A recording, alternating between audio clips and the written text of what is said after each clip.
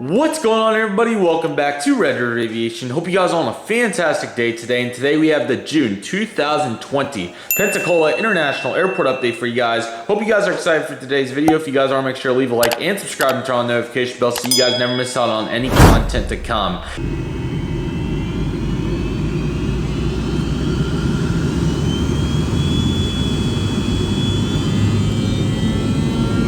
I do have a lot of information that I do wish to share with you guys towards the end of the video revolving myself, but we're here for Pensacola first off and foremost. We do have a couple of important events, so we will get started right now, very quickly here.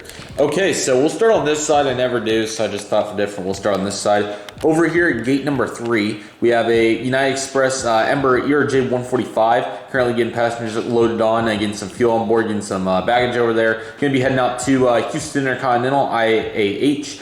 Currently 3 daily flights on the service, or sorry, 2 daily flights, I apologize. As of right now, they are not serving Chicago O'Hare, so hopefully that service is to return, but United has 2 daily flights into Pensacola. Followed by gate 5, we have American Eagle Bombardier Acer Day-700. This one I had a real issue with when I was getting it ready for the update. The nose landing gear fell off, so I had to glue that back on, and it's so small it took a lot of effort to do so. And the tail, I've not been able to get it to properly go fully in the socket. You can't really tell from over here, but it is kind of loose. So anyways, he's currently loading up, service out to, this will be our Charlotte flight today. It's been 3 daily CRJ-900s, which we really need a model of that. I'm getting so tired of waiting for that.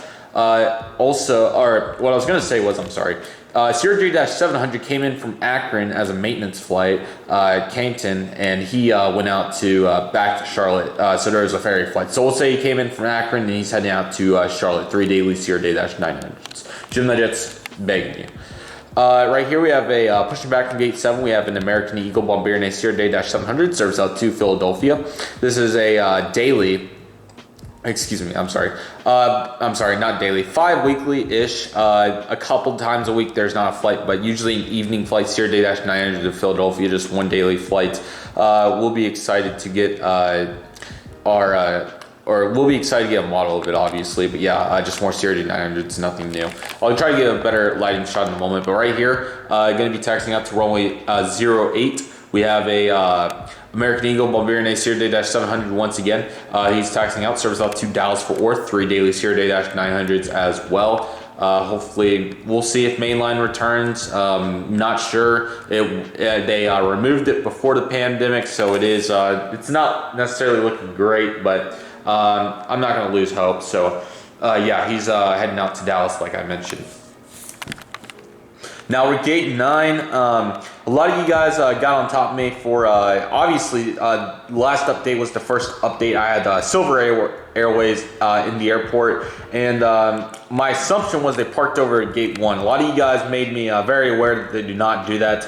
I finally found an aerial screenshot. They park at an angle, so I added this marking. There's a marking right here at gate 9 where they do park. So they use gate 9 for their arrivals and departures. There was a Saab 340 on this aerial screenshot that you guys are seeing, so I did get that right. I apologize on not having that correct. If more gates are off, please let me know. Like I said, I apologize for having that incorrect. Gate 1, to my knowledge, is not used. Maybe United uses it, I'm not sure. I will have it empty. I'll talk about the future of Pensacola in a moment, and I'll kind of touch on that a little bit. Anyways, here at gate 9, once again, I apologize for American being here. I did not know that they do not park here. But it's actually like this has an outline and stuff, so it's interesting. Gate 9, we have this Silver Airways ATR 42 in the pink livery, or the newer livery. Getting fuel on board, bags on board, getting passengers loaded with the air stair right there. Going to be heading out to Tampa. 2 flights from Silver daily, a ATR 72 to Orlando MCO, and a ATR 42 in the evening to Tampa.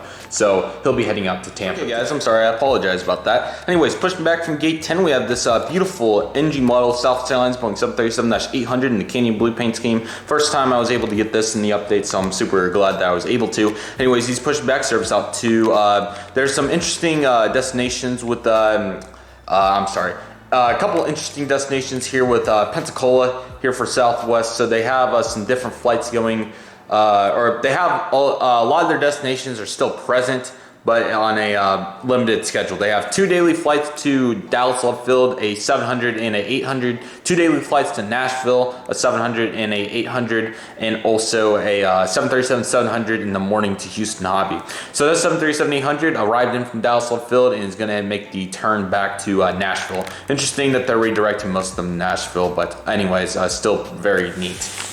Okay, right here in some beautiful lighting, we have a American Eagle Ember ERJ 175. He's currently coming in from Ronald Reagan DCA. Now, this is a CRJ 700 evening flight, and then a couple times a week they'll throw a CRJ 900 on a noon flight. It was previously operated on an E175 here and there. I do not have CRJ 900s. I'm going to have an army of them when they release it, but I do not have any CRJ 900s, and I do not have a 4th CRJ 700 yet. So the E175 will have to do once again. So it's a beautiful model though, and I'm glad I was able to incorporate it into the update, even though it's not necessarily realistic, but I'm trying to make it as realistic as possible. So anyways, E175 starts out to Ronald Reagan, just arriving on the turn. Got some extra ground service equipment as well. Okay, sorry about that, guys. Okay, so arriving at gate 6, we have this Frontier Airlines Airbus A320neo. This is Wilbert the Whitetail. He arrived in from Denver, and as you guys can tell, there is something definitely not right. The jet bridge is detached. The luggage, the luggage loader is not on the door. As you guys can see, due to some high winds here in Pensacola, this luggage has fell out of the baggage. It literally just blew over, and the luggage is currently on the ground. There's been some real issues. So what happened was they obviously that happened. The pilot informed passengers, and the passengers, there was a couple of them that had some real issues. Some of them multiple profanity incidents were involved. The flight's been since canceled. Everybody deplaned it about an hour ago. The catering truck, they're just cleaning up inside. There was some, actually some violence. A lot of there was a couple ripped bags, and there was a lot of messes. So they're currently cleaning it up on the behalf of that catering truck. The fuel truck, he's just hanging out. He doesn't really have much to do. Their goal is to send them back tomorrow. We'll see what happens. But yeah, the flight pretty much got canceled due to some very aggravated low-cost flyers just trying to make their way home. So that's unfortunate for the most part. But this Frontier A320neo, Wilbert the Whitetail Frontier flight has been canceled on the return service to Denver. So we're hoping for the best. We'll see what happens soon. I'll keep you guys informed. Gate 2. Let me see if I can get a better angle on that. We have a Delta Airlines Boeing 717-200, getting some luggage on board, getting some catering done, getting some fuel done as well. Heading out to Atlanta or Citrus Aviation's airport. This is 4 daily flights, so it's nice to see that the frequency is getting back to a very reasonable standpoint. Hopefully we'll get some 737s back. And I think they had 757s at one point. I'm not sure. I do have both variants now, so if they do that, I will be happy to see it. I'm sure they're not going to do it for a while, but it would still be nice. So anyways, 717 serves out to Atlanta. Heading over to the cargo, we have the warehouse now. Anderson thought it would be fantastic, or Salt Lake Aviation now. Thought Salt City, I'm probably getting it wrong, but anyways, he thought the warehouse would look great at Pensacola. It does. Looks very similar to what they have. I'll talk about the Ultimate Gold, the cargo, but anyways, you got some extra equipment out here, some luggage coming out for the, they're going to send this over, they're going to throw that over to the A300, sorry. Okay, so we have 2 UPS aircraft, so obviously UPS is the only major cargo operator to file into Pensacola on a regular basis. They have normally 2 daily flights, so we'll start over here with their first new model for the airport, and it's been around in a couple of the updates. This one for Pensacola, so I'm glad I was able to get it. Here we have the UPS Boeing 757 freighter. Again, a ton of cargo there. Another carton just arrived. They're going to be loading him up. He arrived in from he arrived in from Louisville, and he's going to head out to New Orleans. Is the turn that they do on the 757. So that's nice and neat to see that they do the lower turns with the 757. So. Just getting some cargo on the door and doing his normal flights. I believe that's once daily. I believe that's the only 757 filing. And then we have the E300 getting some cargo on board. Going to be heading off to, going to be heading off to Albany, New York. He arrives in from Albany. He sits for about 7 or 8 hours and he heads back late afternoon, early evening. So yeah, that's also usually a daily service, 5 times a week or something. I know for sure that one is. This one I'm not completely sure of. And then right here we have the Southwest Airlines Boeing 737-700 Tennessee 1 paint scheme.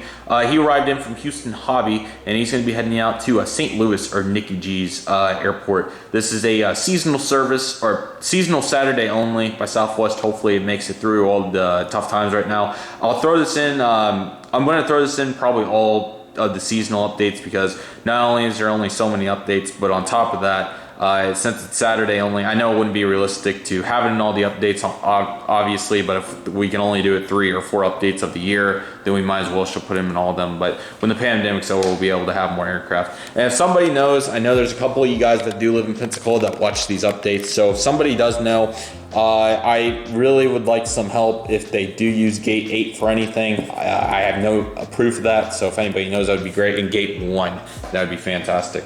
Okay. Sendoff month is resuming. Okay, so Sendoff month has resumed. So here we have this Delta Airlines McDonnell MD-88 service out to Atlanta, Hartsfield, Jackson as well, or Citrus Aviation's airport. One final Sendoff one final update for Pensacola with the Delta MD-88. Obviously, I made the video on it if you wish to go check it out. Very unfortunate circumstances. If you're unaware, we're doing June send-offs for the Delta MD-80s. So yeah, we had the MD-90 in Albuquerque, and now we have the MD-88 at Pensacola. They played a pivotal role. They came in all the time. I about threw the MD-90 in here as well, but I thought that would be a little overkill. But the MD-90 also came in to an extent once a day usually. The MD-88 came in about 3 or 4 times a day. It was amazing to get to see that.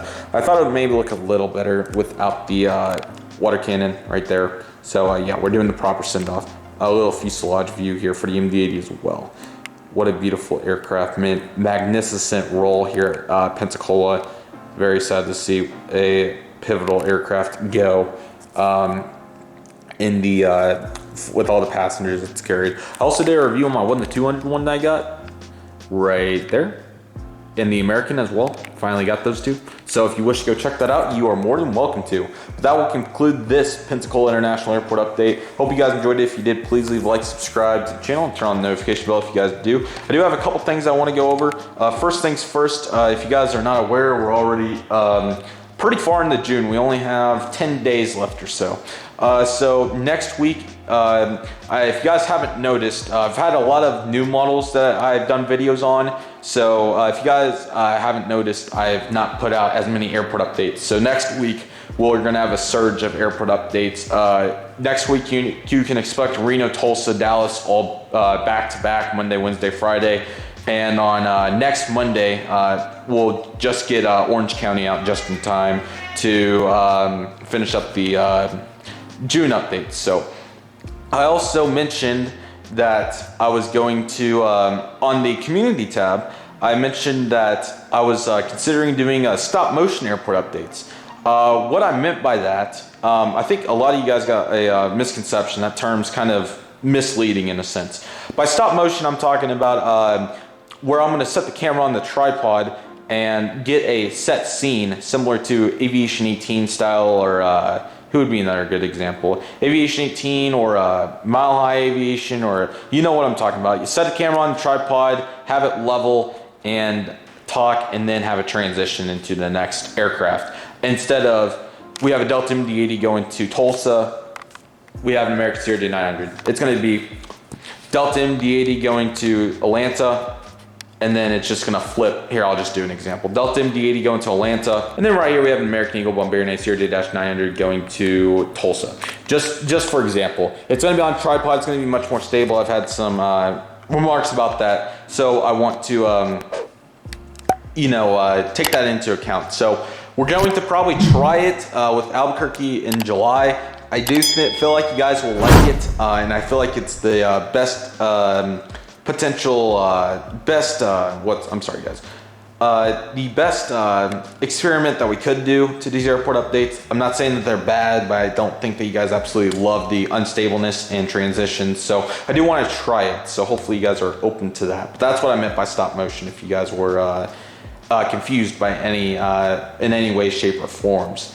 And like I said, the updates will be coming as well. So not to ramble much longer, but yeah, if you haven't joined my Discord server, please do so. The link's in the description. We talk about a lot of model stuff, and you guys have really been enjoying it. It's been very active recently, so I'm glad to hear that.